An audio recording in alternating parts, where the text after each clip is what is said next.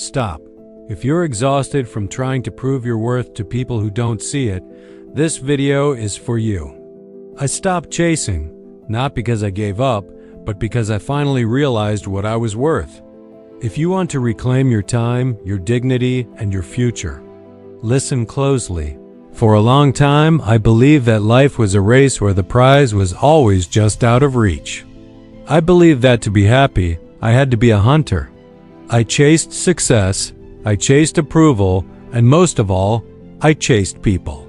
I thought that if I could just run a little faster, text a little sooner, or prove my worth a little more, I would finally find the peace I was looking for.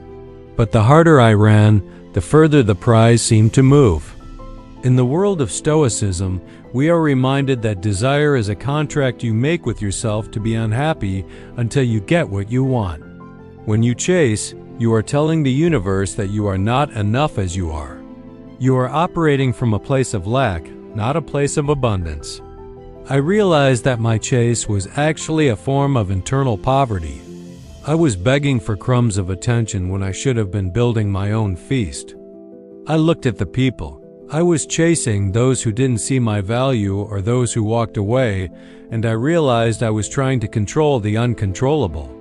A man cannot control the wind, and he cannot control the heart of another.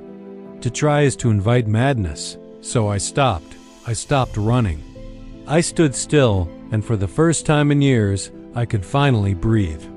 From a biblical perspective, there is a profound truth in the idea that he who finds a wife finds a good thing. Notice it says finds, not hunts. There is a natural order to the things that are meant for us. When we force a connection, when we chase someone who is clearly walking away, we are often fighting against a divine protection we don't yet understand. I began to look at the closed doors in my life not as rejections, but as redirections. If I have to chase you, you aren't mine.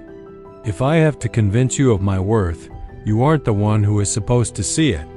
I realized that by chasing the wrong people, I was keeping my hands too full to receive the right ones. The Bible speaks of the peace that surpasses all understanding. That peace cannot exist in a heart that is constantly anxious about who is staying and who is leaving. I decided to trust that my promised land didn't require me to beg. I decided to trust that if I stayed true to my path, the people meant to walk it with me would simply appear. I traded my anxiety for an anchor. When you stop chasing people, you suddenly have an incredible amount of free time. You have mental energy that isn't being burned up by analyzing text messages or wondering why someone hasn't called. This is the moment I pivoted to my mission. A man of high value doesn't chase. He builds. He builds his character, his health, and his financial freedom. He focuses on his purpose. In Stoic terms, I began to focus on my prohairesis, my moral choice, and my character. I realized that if I spent the next 12 years building my empire and my soul, the version of me at age 60 would be a king in his own right. I started to treat my time like the precious asset it is. Every hour I spent not chasing was an hour I spent on my growth. I realized that a man with a mission is magnetic. He doesn't need to hunt because his life is a garden that attracts what belongs there. My mission became my primary relationship. My goals became my focus. My peace became my non-negotiable requirement for anyone entering my life. Many people chase because they are afraid of the silence. They are afraid to be alone with their own thoughts. But the Stoic knows that solitude is the training ground for the soul.